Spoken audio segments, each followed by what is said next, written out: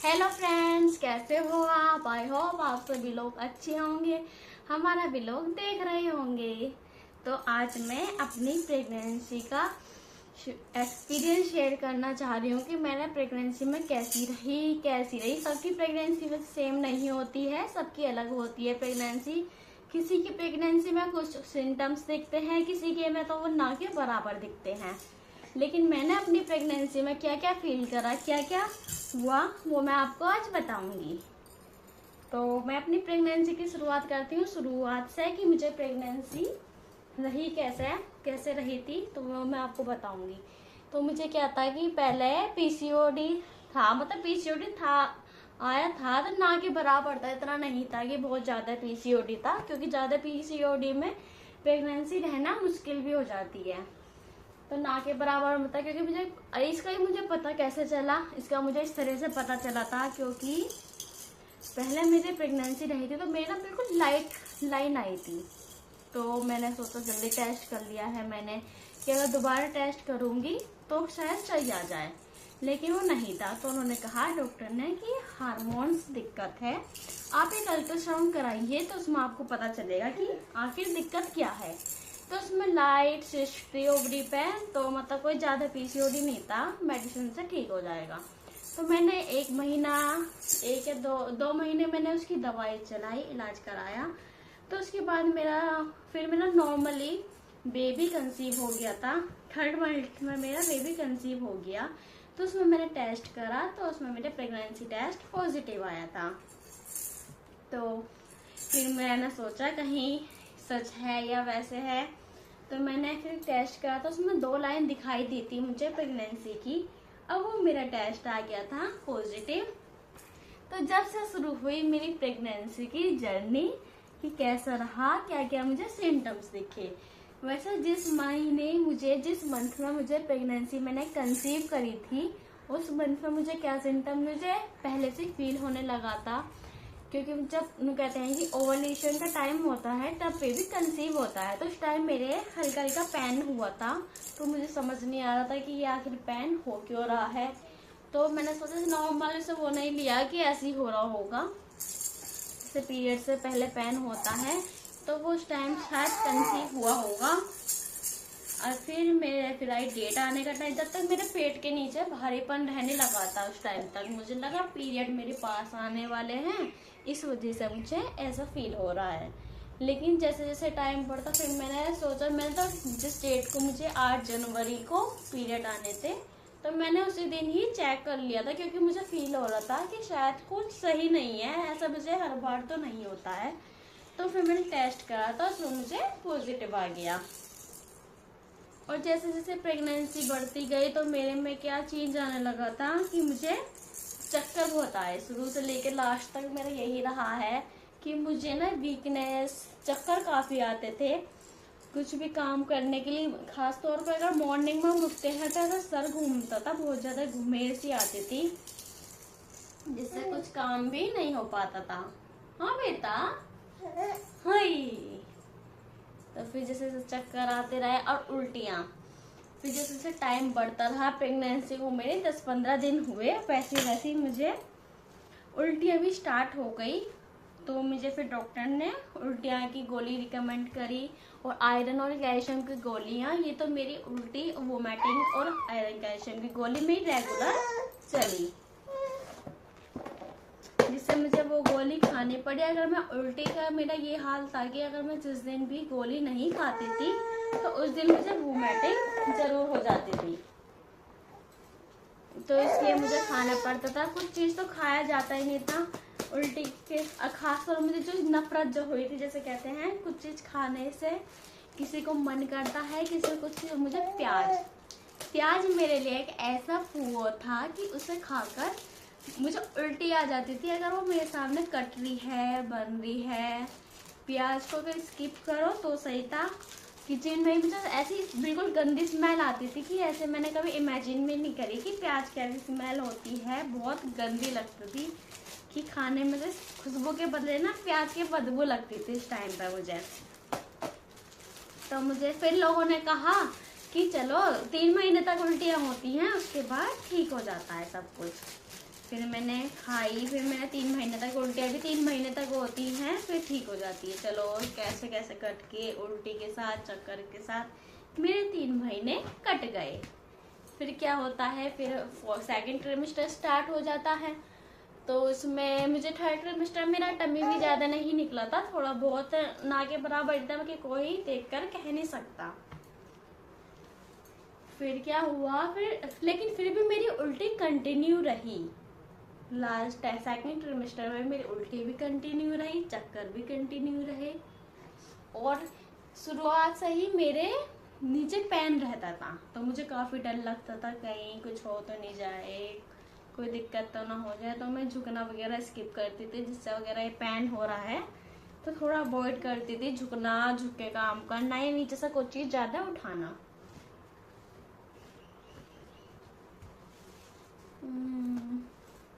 तो जैसे जैसे टाइम कटता गया, सेकंड ट्रिमेस्टर भी निकल गया, फिर आता है थर्ड ट्रिमेस्टर, जिसमें धीरे धीरे कहते हैं कि टम्मी निकलने लग जाता है और कहीं जाना अवॉइड करना चाहिए क्योंकि पेट निकल जाता है। लेकिन मेरा लास्ट टाइम तक भी इतना ज़्यादा पेट नहीं निकला, टम्मी इतना ज़्यादा नहीं निकला, थोड़ा बहुत ही हुआ है। कहते हैं फर्स्ट टाइम में ज़्यादा नहीं होता। अब मेरा थर्ड ट्रिमेस्टर में भी यही रहा था, उल्टियाँ नहीं रुकी, उल्टी मेरी कंटिन्यू रही। उल्टियों की वजह से कुछ अरे ये भी नहीं था कि जैसे किसी चीज़ को मीठे का मन करता है, किसी को खट्टे का, या सबके अपने अपने पसंद किसी चीज़ की क्रेविंग होती है।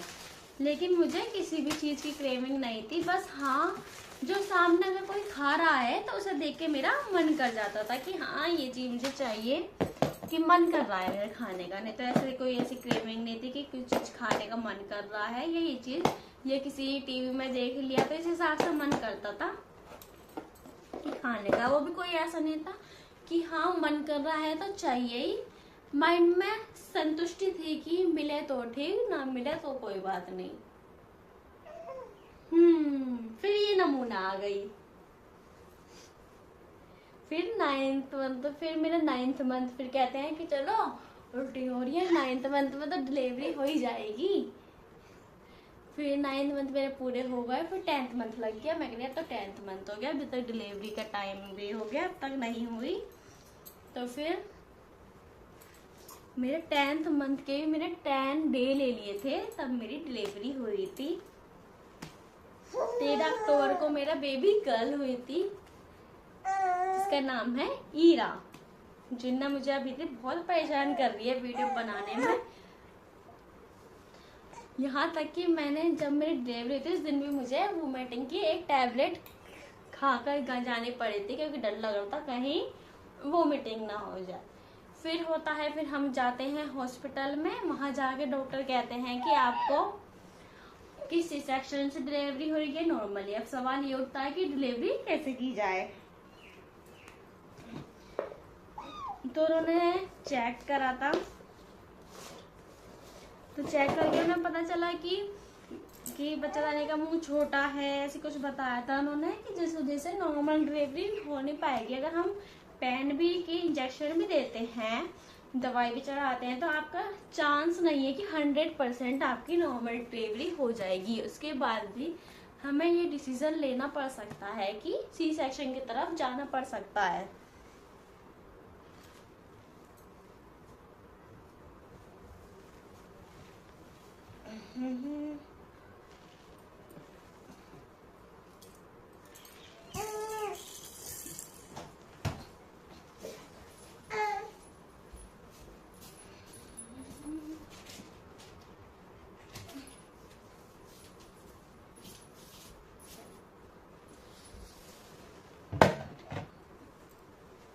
और हाँ, आपको मैं ये बात तो बताऊँ, मुझे प्रेगनेंसी में एक चीज़ और हुई कि मुझे अल्ट्रासाउंड कराया था। पहले फर्स्ट अल्ट्रासाउंड कराया था मैंने 3 मंथ में, जिन्होंने TBS करा था, क्योंकि उसमें हार्ट बीट वैसे स्कैन करने से शो नहीं हो पा रही थी, तो उन्होंने TBS से करा था। तो उससे हमने हार्ट बीट सुनाई, फर्स्ट टाइम बेबी की हमने हार्ट बीट सुनी। फिर सेकेंड अल्ट्रासाउंड हुआ मेरा 5th मंथ में, और उसके बाद हुआ मेरा 9th मंथ में। अल्ट्रासाउंड में सब कुछ नॉर्मल था, कोई दिक्कत वाली बात नहीं थी मेरी। और जो मेरी प्लेसेंटा होता है वो मेरा था एंटीरियर। थर्ड मंथ पे हुआ था, जिसमें मुझे TBS किया गया था और TBS से मुझे मेरी हार्ट बीट सुनाई गई थी। फर्स्ट टाइम मैंने अपनी हार्ट बीट सुनी, मुझे बहुत अच्छा लगा था कि ये मेरी एक नन्ही सी जान की हार्ट बीट है। तो फिर पहला थर्ड ट्रिमेस्टर कट गया, फिर आता है सेकंड ट्रिमेस्टर, उसमें भी उल्टी वोमिटिंग और चक्कर तो मेरा कंटिन्यू रहता है। तो उसके बाद क्या होता है, फिर कंटिन्यू रहने के बाद फिर सेकंड ट्रिमेस्टर मेरे इसी तरह कट जाता है। फिर आता है मेरा थर्ड ट्रिमेस्टर और उसमें मुझे वोमिटिंग और चक्कर तो ये कंटिन्यू रहे थे। और इसमें क्या रहा था कि फिर मैं सेकंड ट्रिमेस्टर में तो अपने घर चली गई थी, अपने मायके चली गई थी, और थर्ड ट्रिमेस्टर में मैं यहाँ गई थी, क्योंकि कहते हैं कि थर्ड ट्रिमेस्टर में ट्रैवल अवॉइड करना चाहिए, ज़्यादा ट्रैवल नहीं करना चाहिए। तो मैं थर्ड ट्रिमेस्टर में मैं यहाँ आ गई थी और फिर यहीं रही थी। और फिर उसमें मेरी वोमिटिंग और ये चक्कर तो चलते ही रहे, ऐसा कोई वो नहीं था, क्रेविंग में कोई ज़्यादा नहीं थी। फिर मेरा क्या होता है कि फिर आया डिलीवरी का टाइम, 9 मंथ हो चुका था और 9 मंथ में कंपल्सरी ने कहा 9 मंथ के 10 या 15 दिन लेते हैं मैक्सिमम, और इतने में डिलीवरी हो जाती है। लेकिन मेरी डिलीवरी हुई 10th मंथ के 5 या 6 डे ले लिया था, मेरे 10 मंथ पूरे हो गए थे, 9 मंथ का कंप्लीट हो गया, 10वां महीना लग गया था और उसमें मेरी डिलीवरी हुई थी। 6-7 दिन ले लिए थे उन्होंने और फिर 13 अक्टूबर को मेरी डिलीवरी हो गई थी।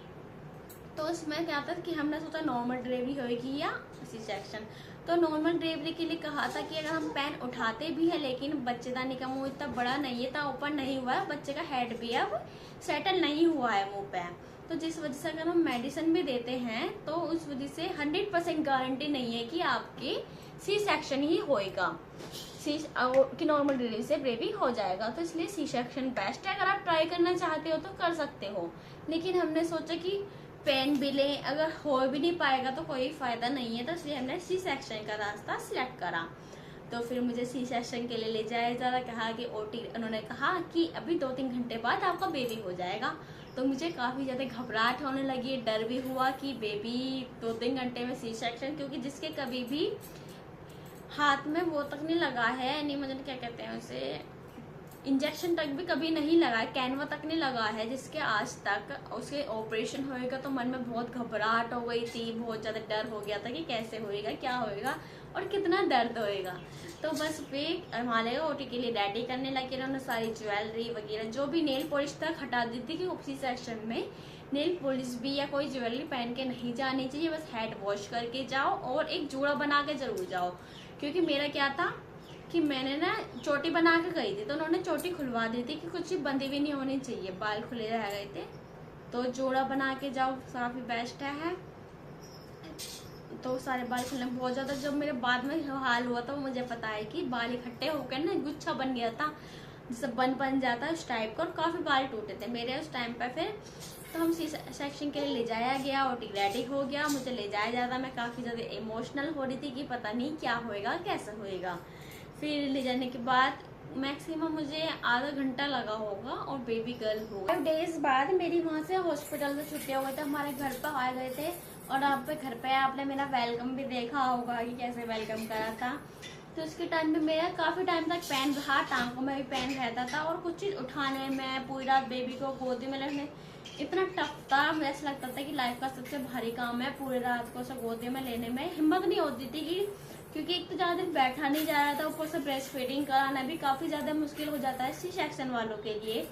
तो जैसे तैसे करके मेरे 6 मंथ हो गए, बेबी मतलब मेरी 6 मंथ की हो गई और मेरे सी सेक्शन को भी 6 मंथ हो गए। तो अब तो कोई दिक्कत वाली बात नहीं है, बेबी भी हाँ ये है कि अब बैठ जाती है, तो कोई ऐसे वो नहीं है कि बस अब।